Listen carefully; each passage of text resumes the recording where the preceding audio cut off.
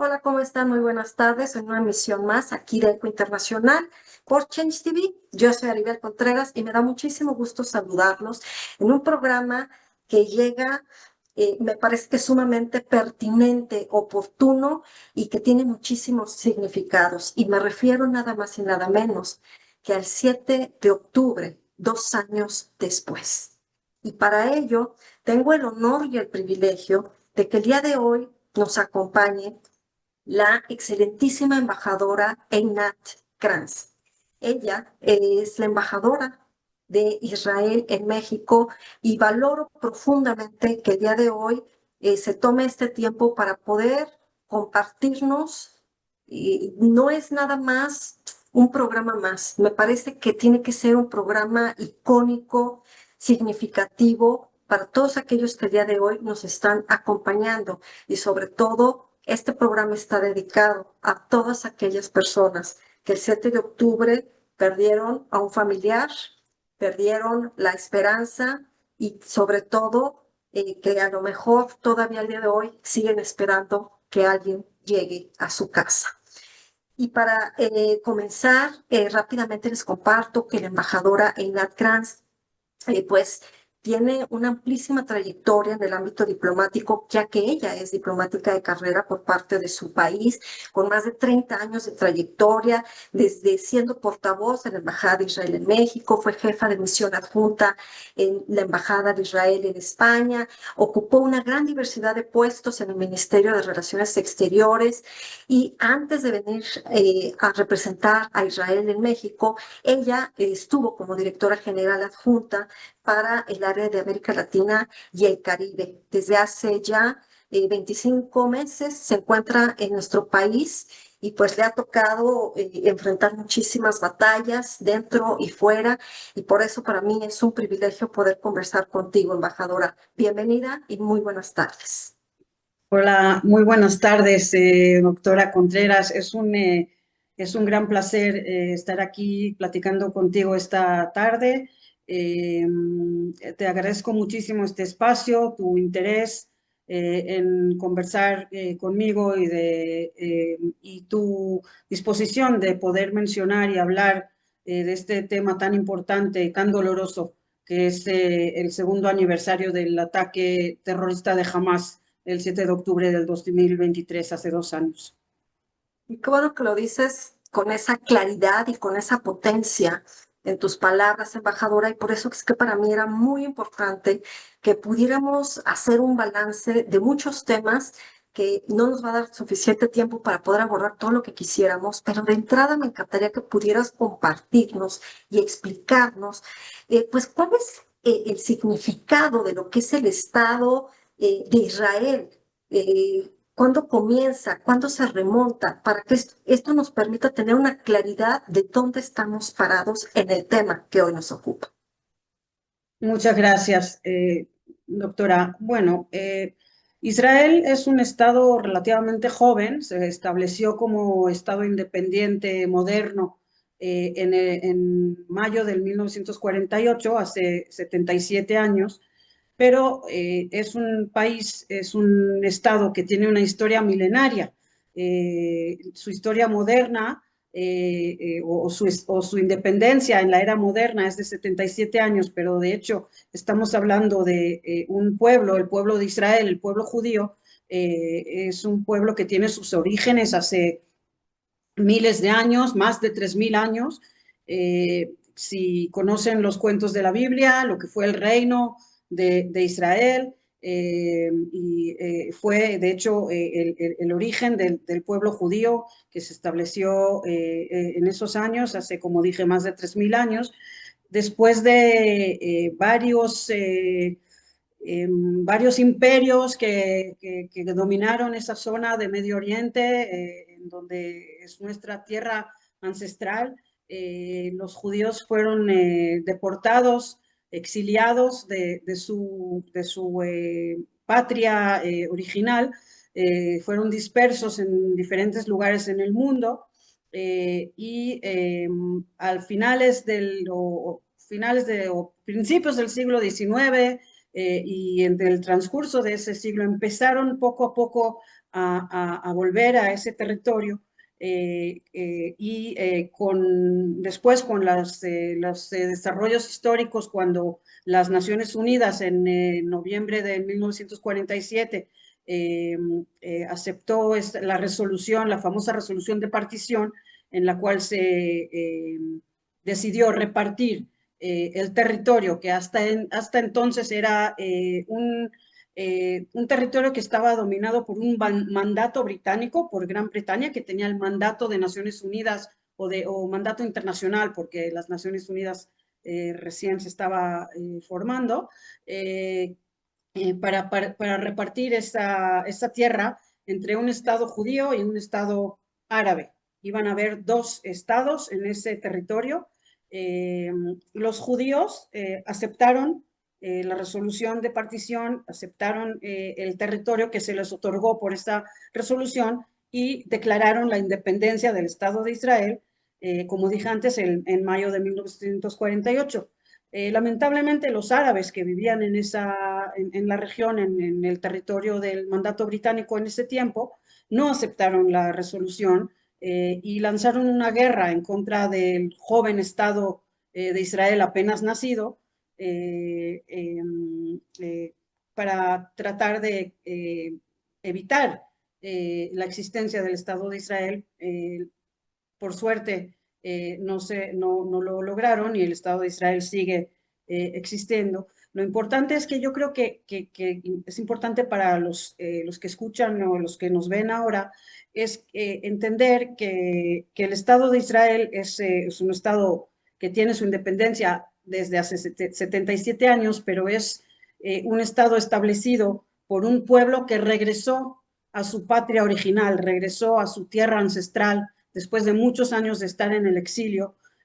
No es un fenómeno o no es el fruto de un, como algunos dicen, de un imperialismo o de una conquista, sino es el fruto de una resolución de Naciones Unidas de que los judíos tienen que tener y tienen el derecho de autodeterminación, de tener su propio Estado, y es de hecho el regreso de un pueblo milenario a su patria original desde su historia, desde los tiempos bíblicos. Muchísimas gracias por darnos esta tan profunda y atinada introducción para poder entender muchas cosas que nos permiten a que nos vayan cayendo varios veintes, porque a veces es falta de información, lo que nos permite tener la historia incompleta. Y permíteme de favor, embajador, hacer un salto cuántico desde esta fecha que tú gentilmente nos compartes de 1948 hasta el 7 de octubre del 2023, donde la historia tomó otro rumbo. ¿Qué significado tiene para ustedes este momento que llegó a resquebrajar muchas cosas en Israel? Sí, de hecho lo estás describiendo de una manera muy correcta, Aribel, gracias. Permítame nomás decirte que si quiero hablar, voy a hablar del 7 de octubre, pero voy a hablar brevemente del 6 de octubre 23. Hasta el 6 de octubre 23, la situación era de hecho de unos tiempos, o sea, el tiempo que vivíamos era relativamente tranquilo. El 6 de octubre, hasta el 6 de octubre, miles y miles de trabajadores palestinos cruzaban todos los días el paso fronterizo de Gaza a Israel, iban a trabajar en los kibutzim, las granjas colectivas que tenemos en el sur de Israel y en las ciudades del sur de Israel, para traer pan a las mesas de sus familias. Pasaban todos los días, trabajaban, ganaban su sueldo y regresaban a sus casas en Gaza. La situación era tranquila, teníamos, no es una paz oficial, pero se vivía en paz en esos días, y lo que Israel buscaba era tener una vecindad pacífica, positiva, para el bienestar y para la prosperidad de Israel y de los palestinos en Gaza. cuando se buscaba mejorar las condiciones de vida de la población en Gaza. También hay que mencionar, es muy importante, que desde el 2005 no hubo ni un ciudadano ni un soldado israelí presente físicamente en Gaza. Israel salió unilateralmente el 2005, dejó Gaza, no dejó ningún tipo de presencia en Gaza. Y en el 2007, la organización terrorista Hamas se apoderó del gobierno de Gaza a las fuerzas y desde entonces gobierna a las fuerzas, como dije, en la franja de Gaza. El 7 de octubre a las 6:29 de la mañana empezó un ataque por tierra, por mar y por aire de parte de la organización terrorista Hamas. Miles, como 5.000 terroristas penetraron, invadieron el territorio soberano de Israel desde Gaza, como dije, por mar, por tierra y por aire, y perpetraron una masacre terrible, el ataque terrorista más grande que Israel sufrió en todos sus años de existencia, y ese día se masacraron a sangre fría a más de 1.200 personas, de la manera más cruel, quemando familias enteras en sus casas, mutilando, violando mujeres, hombres y niños, disparándolos a los genitales, torturándolos, violando en grupos, violaciones grupales. De verdad, unas atrocidades terribles, monstruosas, que nadie se había imaginado que podían existir y ocurrir en el año 2023. También hirieron miles de personas y secuestraron a más de 250 personas. Y cuando digo secuestraron, sacaron personas inocentes de sus casas, ancianos de sus camas a las 6:30 de la mañana, en un día sábado que además fue un día festivo judío, y también a muchos jóvenes que estaban bailando en el Festival Nova, en un festival por la paz, niños, no niños, jóvenes, adolescentes y jóvenes que estaban ahí celebrando la vida y bailando por la paz.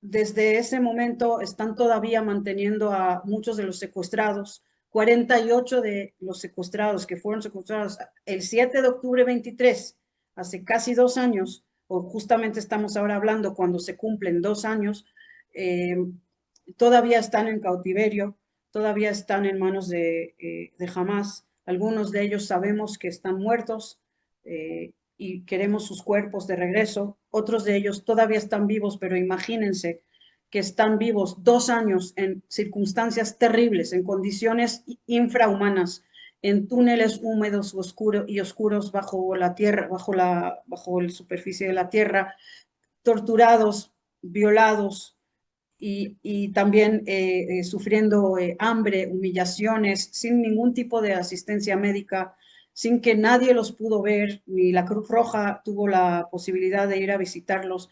Estamos llamando más que nunca y más que nada a la liberación inmediata de los secuestrados, que cada minuto que están ahí es un infierno. Ese día, nada más agregar que al matar tantas personas en el mismo día, siempre se dice y se cita en las publicaciones de que es el día en la historia de Israel o del pueblo judío en el cual más judíos fueron asesinados en un día desde el Holocausto. Imagínense que estamos hablando de 80 años de historia desde el Holocausto nazi, lo terrible y lo monstruoso que fue ese ataque de Hamas el 7 de octubre. Y muchas gracias por compartirnos esta historia, porque nos estás contando desde el corazón.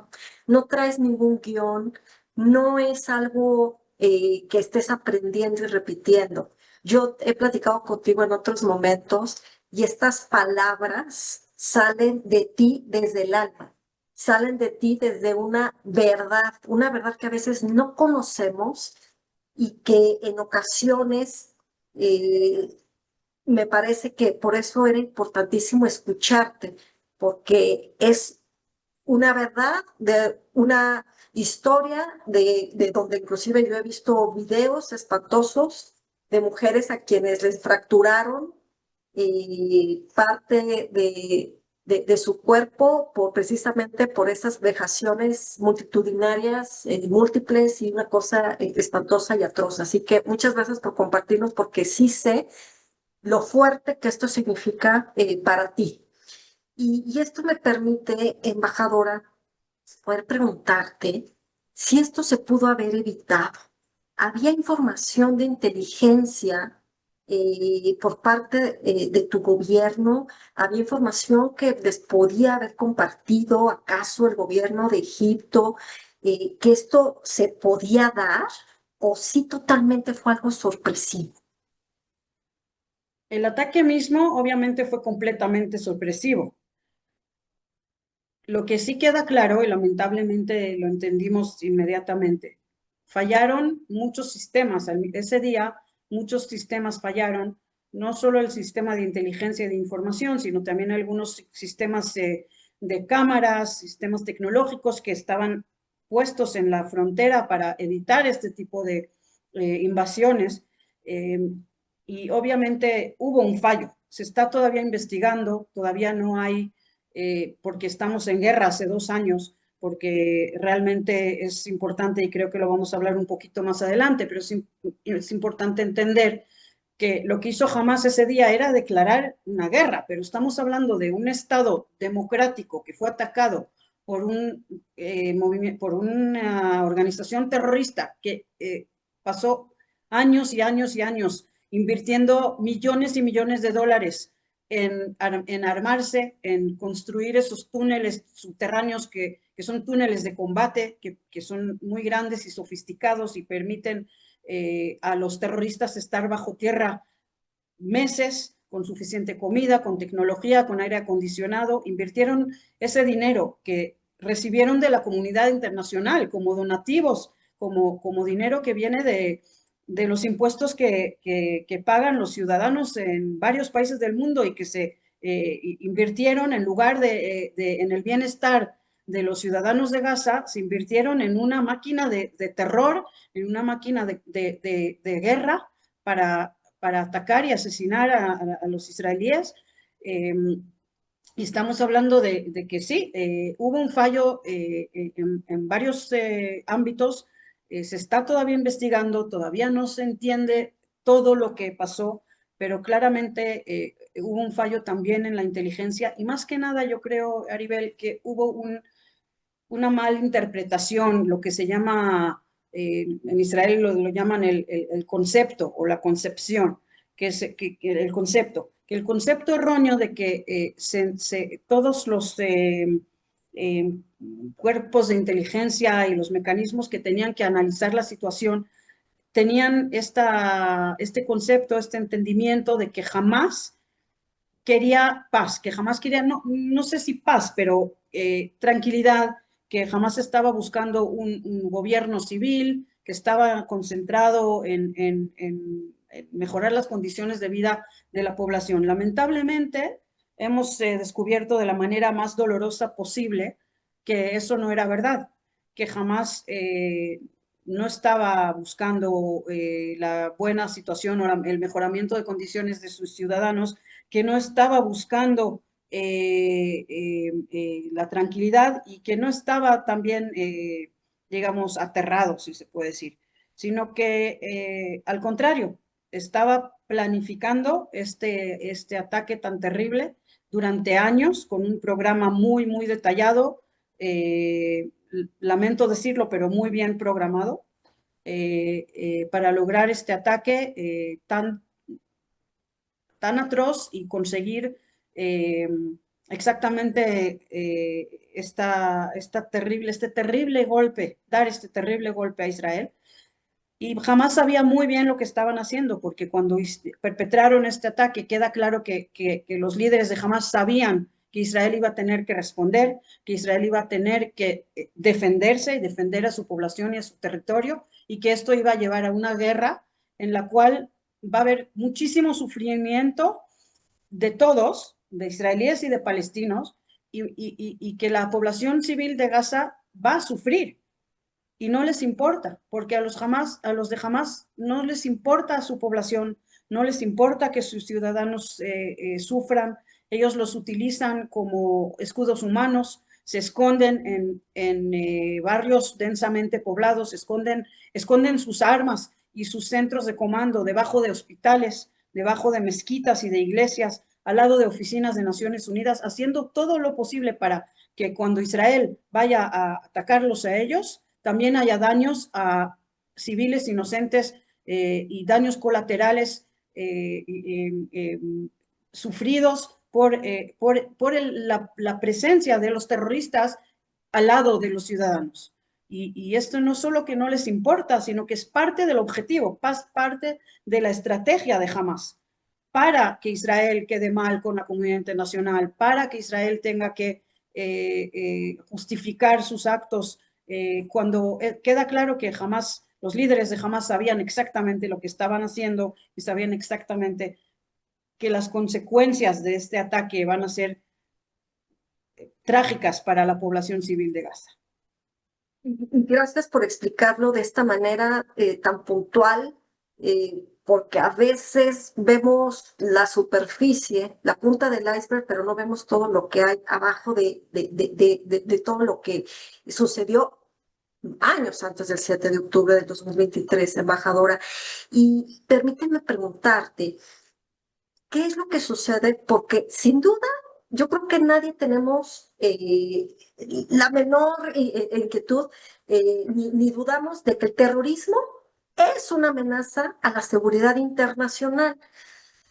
Pero entonces, ¿por qué es que la comunidad internacional está tan dividida en este legítimo derecho de defenderse por parte de Israel?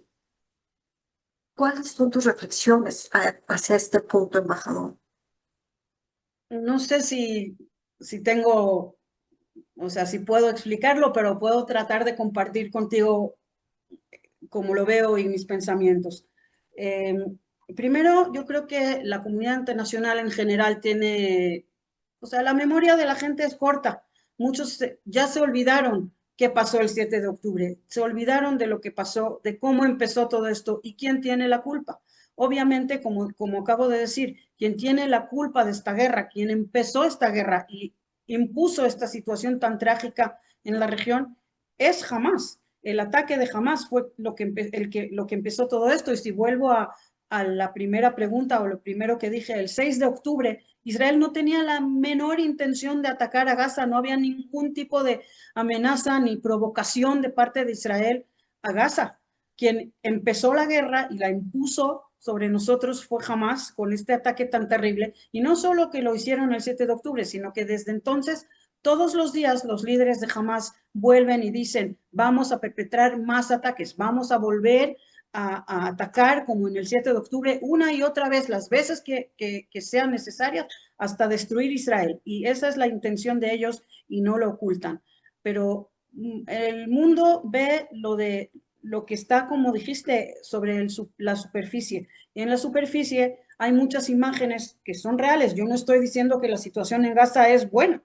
La situación en Gaza es trágica, hay mucho sufrimiento y hay destrucción que es consecuencia de esta guerra que no nosotros empezamos y que nosotros no tenemos la culpa sobre ella. Estamos combatiendo en contra de terroristas. Pero ¿qué ve el mundo? El mundo ve lo que está pasando en el terreno y entonces en lugar de decir quién tiene la culpa es Hamas, dice Israel tiene la culpa porque Israel está atacando, pero Israel está atacando en autodefensa. Además, otro punto que creo que es muy importante, eh, Israel es un estado soberano, democrático, y estamos en una guerra en contra de terroristas que no siguen ninguna ley, ninguna regla, no tienen ningún tipo de responsabilidad y a Israel sí se le exige lo que no se le exige a los terroristas. Y el mundo, en lugar de condenar a los terroristas, presionarlos y hacer todo lo posible para que ellos no puedan seguir operando, está criticando a las acciones legítimas de un Estado que está protegiendo a sus ciudadanos. Mira, Aribel, o sea, yo siempre digo, ¿qué hubiera hecho cualquier otro país ante un ataque de este carácter y de esta magnitud? ¿Qué hubiera hecho México? ¿Qué hubiera hecho Estados Unidos? ¿Qué hubiera hecho cualquier otro de los países que critica las acciones de Israel ante un ataque de esta magnitud para proteger a sus ciudadanos? ¿Qué se puede hacer en contra de terroristas? Y aparte de eso, eh, como dijiste, es un Estado que está ejerciendo una legítima defensa y en algunos casos no nos están creyendo a nosotros, se le está creyendo a los terroristas. Cuando las fuentes de la información vienen de una organización terrorista y en lugar de dudarla y de decir, ¿cuál es la fuente de esta información? ¿El origen es fiable? Israel como Estado, cuando hay un problema, cuando hay un fallo, lo investiga. Le voy a dar un ejemplo o unos ejemplos. Por ejemplo, cuando apenas en las primeras semanas de la guerra hubo un incidente en el cual cayó un misil cerca de un hospital en Gaza, un hospital que se llama el Ali. Y ese misil no cayó sobre el hospital, sino en el estacionamiento. ¿Pero qué publicó Hamas? Hamas inmediatamente después publicó que cayó un misil sobre el hospital, publicó que murieron 500 personas y que obviamente culpó a Israel que ese misil fue un misil israelí. Las fuerzas de defensa de Israel tenían la información de que no fue un misil israelí, pero no podían negarlo sin investigarlo, sin estar seguros que realmente la información que van a dar es correcta. Y entonces empezó una investigación en la cual se descubrió que ese misil fue un misil fallido de Gaza, un misil que lanzó Hamas hacia Israel, pero que cayó corto y cayó en el estacionamiento de ese hospital. No murieron 500 personas, parece que sí hubo como 20 muertos, que es trágico en sí, pero no son 500 personas y además no tenía la culpa Israel. Después se interceptó una llamada telefónica entre dos terroristas de Hamas que estaban hablando entre ellos y diciendo, ay, se nos falló el misil, nos cayó en el hospital, vamos a culpar a Israel, vamos a decir que fueron ellos. Hasta que se organizó toda esta información y se publicó ya en todo el mundo, en todos los medios de información, ya estaba la información errónea de que fue un misil israelí que cayó sobre el hospital, ya todos estaban diciendo que Israel masacró a 500 personas en un hospital. Y cuando se publicó la información correcta después de la investigación de parte de Israel, ya ¿cómo se hace la corrección? Se pone una pequeña línea en la última página del periódico que nadie ve, que nadie escucha y nadie se entera de cuál fue realmente la realidad. Y eso hace, y hay muchos casos de esos, y eso hace que se refleje una imagen que es distorsionada. Es igual con los números de los muertos publicados por el Ministerio de Salud de Hamas, que está gobernado por terroristas. ¿Por qué se les cree? Se les cree y se publica esos números. ¿Por qué la prensa internacional no tiene ese criterio crítico de buscar cuál es el origen de la información? Y eso, todo eso, más con imágenes manipuladas en algunos casos, hace que la crítica hacia Israel sea muy fuerte. Y repito, yo no digo que la situación es buena. Hay sufrimiento en Gaza, como hay también sufrimiento en Israel, por muchos heridos, por muchos soldados caídos y por los secuestrados, obviamente, y todas las personas que fueron masacradas el 7 de octubre.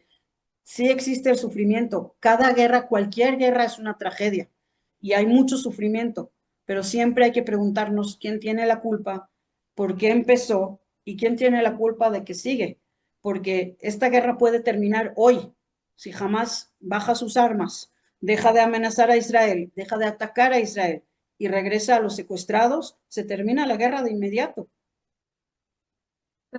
quieren, porque al final estamos viendo que esta propaganda contra Israel cada vez gana más terreno gracias a estas terribles imágenes y videos que acomodan, algunas montan y que están editadas y que van creando esta guerra de narrativas que les ha funcionado muy bien, pero que al final del camino yo creo que millones de personas nos preguntamos, y entonces, ¿cómo negociar con un grupo terrorista que no está dispuesto ni a entregar los rehenes, ni a deponer las armas, mucho menos está dispuesto a dejar de tener el poder por todo el financiamiento que esto les permite tener recursos financieros desde el exterior, ¿no? Entonces me parece que esto se está convirtiendo en un círculo vicioso, difícil de salir por ahí. Y como no quiero abusar de tu agenda y de tu tiempo tan generoso que nos estás compartiendo, embajadora, sé que tenemos el tiempo ya limitado, pero sí me gustaría que pudiéramos cerrar el programa con una última pregunta que tiene mucho que ver con, entonces, ¿cómo es que el gobierno de tu país visualiza el futuro de un posible acuerdo de paz en la región? ¿Cómo pudieran darse las circunstancias para poder avanzar y que este terrible y amargo capítulo pueda quedarse cerrado? Aunque claro, el 7 de octubre siempre quedará generando heridas, cicatrices y quedará escrito con sangre todos los libros de historia y de relaciones internacionales, pero mirando positivamente hacia el futuro y siendo optimistas, ¿cómo es que pudiéramos imaginarnos que pudiera ser esto hacia adelante? Es una excelente pregunta. Obviamente, lo que Israel más anhela, lo que el pueblo de Israel más quiere, es vivir en paz. Lo que buscamos no es pelearnos con nuestros vecinos, al contrario, queremos la paz, queremos vivir junto a nuestros vecinos con prosperidad y bienestar para todos. Tenemos acuerdos de paz con parte de nuestros vecinos, con Egipto y con Jordania, y también tenemos los acuerdos de Abraham con países que no tienen frontera con Israel, pero son países con los cuales tenemos paz y buenas relaciones, como los Emiratos Árabes, como Bahrein y Marruecos, entre otros. Con estos países, con algunos de ellos tenemos acuerdos de libre comercio, tenemos buenas relaciones comerciales y cooperación en diferentes ámbitos y queremos tener paz con todos los demás vecinos de la región. Lo que tendría que ocurrir es que todos esos países no sean una amenaza en contra de Israel y podríamos vivir en paz y por el bienestar y la prosperidad, como dije, de todos los pueblos de la región. Un ejemplo que se habla mucho es el ejemplo de Arabia Saudita. Tenemos mucho interés de poder tener también un acuerdo con Arabia Saudita. Se está negociando, según la información que se está publicando, también un acuerdo con Siria, con el nuevo gobierno de Siria después de la caída del presidente Assad. Se tiene que buscar también una solución con el Líbano y obviamente con Gaza la idea es que en el momento que jamás deje sus armas, que jamás deje de ser parte o que jamás deje de gobernar a Gaza, ahí tiene que entrar algún tipo de entidad nacional palestina que no tiene intenciones de destruir a Israel, que quiere vivir en paz al lado de Israel, y con ellos se va a poder negociar un acuerdo. Eh, son, eh, es una realidad que anhelamos, que es complicada, no es nada fácil, pero es la solución que puede ser viable en el momento de que haya alguna entidad que, como dije, no solo deje de amenazar a Israel, sino que también sea derradicalizada, que deje de educar a sus jóvenes a odiar a Israel y a atacar a Israel, como está pasando en el presente. Embajadora, nos dejas con muchas reflexiones, calmas muchas de nuestras inquietudes y he de confesarte que este ha sido uno de los programas más difíciles para mí de poder hacer, eh, para empezar, porque lo he querido hacer con todo el respeto que te mereces tú, Gracias. tu gente, tu pueblo, tu país. Y segundo, porque obviamente es un tema muy polarizado y que lo que menos queremos es abonar a esta polarización, sino que lo que queremos abonar es a la información completa, porque solo en México, en América Latina, pues de repente nos llegan solo partes de la historia, pero no la película completa. Y por eso es que para mí era muy importante que pudiéramos tener este espacio contigo, por tu trayectoria, por tu profesionalismo, por todo lo que tú significas, y que realmente es crucial escucharte, escuchar la otra parte de una historia que no nos cuentan, que no nos llega.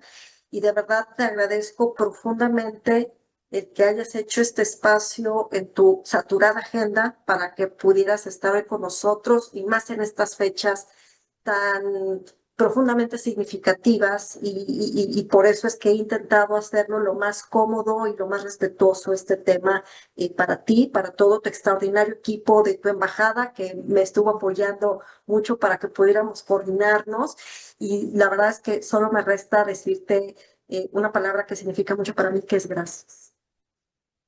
Gracias a ti, Maribel, gracias por este espacio, por esta oportunidad de explicar de manera detallada la situación. Me alegro que lo hayamos podido realizar. Te agradezco mucho tu interés y darme este espacio para realmente poder conmemorar los 2 años desde el 7 de octubre con esta sensibilidad tuya, con este humanismo que se refleja en tu actitud y en tus preguntas. Muchísimas gracias. Al contrario, gracias a ti, embajadora. Esperamos que este 7 de octubre nunca se nos olvide y que sobre todo se le apueste a un futuro por una verdadera paz, por el bien de todos. Y la verdad es que muchísimas gracias en nombre de Change TV por tus palabras, por todo lo que ha significado este programa para Eco Internacional. Yo soy Ariel Contreras, nos vemos el próximo miércoles a las 3 de la tarde. Hasta pronto. Muchas gracias.